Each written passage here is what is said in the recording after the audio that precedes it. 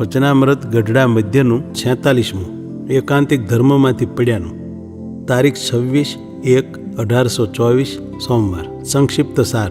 પહેલો, જે સાચા સત્પુરુષ છે તે લૌકિક હાણવૃદ્ધિનો હર્ષશોક કરતા નથી. બીજો, ભગવાન પણ એકાંતિક ધર્મનું સ્થાપન કરવા માટે જ અવની પર પધારે છે. ત્રીજો, એકાંતિક ભક્તને દેહનું મૃત્યુ તે મરણ નથી, પણ એકાંતિક ધર્મમાંથી પડી જવાય એ જ મરણ છે. ચોથો, શ્રીહરિ કે સંતનો અવગુણ લેવો એ જ એકાંતિક ધર્મમાંથી પતન છે. સ્વામિનારાયણ હરે, સ્વામિનારાયણ હરે.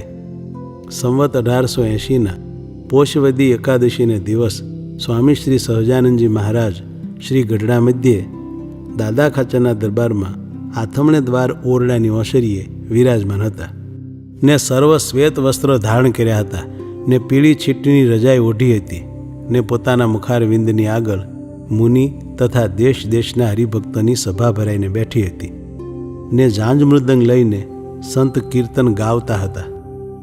પછી કીર્તન ગાઈ રહ્યા ત્યારે શ્રીજી મહારાજ બોલ્યા, છે આ સંસારને વિશે જે સત્પુરુષ હોય તેને તો કોઈક જીવને લૌકિક પદાર્થની હાણવૃદ્ધિ થતી દેખીને તેની કોઈનો હર્ષશોક થાય નહીં. અને જ્યારે કોઈકનું મન ભગવાનના માર્ગમાંથી પાછું પડે ત્યારે ખરખરો થાય છે, કાજે થોડાક કાળ જીવવું ને એનો પલ્લોક બગડશે, માટે એને મોટી હાનિ થાય છે. અને ભગવાનના જે અવતાર પૃથ્વીને વિશે થાય છે તે ધર્મના સ્થાપનને અર્થે થાય છે. તે કેવળ વર્ણાશ્રમના ધર્મ સ્થાપન કરવાને અર્થે જ નથી થતા. કેમ જે વર્ણાશ્રમના ધર્મસ્તો સપ્તર્ષિ આદિક જે પ્રવૃત્તિ ધર્મના આચાર્ય છે તે પણ સ્થાપન કરે છે. માટે એટલા સારું જ ભગવાનના અવતાર નથી થતા.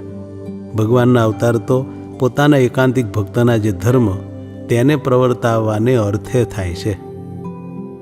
અને વળી જે એકાંતિક ભક્ત છે તેને દેહે કરીને મરવું એ મરણ નથી, એને તો એકાંતિકના ધર્મોમાંથી પડી જવાય એ જ મરણ છે. તે જ્યારે ભગવાન કે ભગવાનના સંત તેનો હૈયામાં અભાવ આવ્યો ત્યારે એ ભક્ત એકાંતિકના ધર્મોમાંથી પડ્યો જાણવો. અને તે જો ક્રોધે કરીને પડ્યો હોય તો તેને સર્પનો દેહ આવ્યો જાણવો, અને કામે કરીને પડ્યો હોય તો યક્ષ રાક્ષસનો અવતાર આવ્યો જાણવો.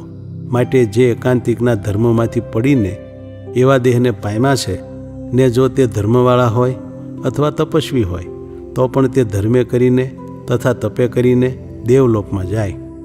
પણ જેણે ભગવાનનો અને ભગવાનના સંતનો અભાવ લીધો તે તો ભગવાનના ધામને તો ન જ પામે.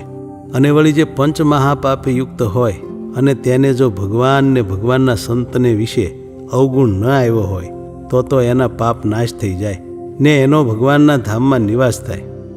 માટે પંચમહાપાપ થકી પણ ભગવાન ને ભગવાનના ભક્તનો અવગુણ લેવો એ મોટું પાપ છે. ઇતિ વચનામૃતમ ગઢડા મધ્યનું 46મું થયું.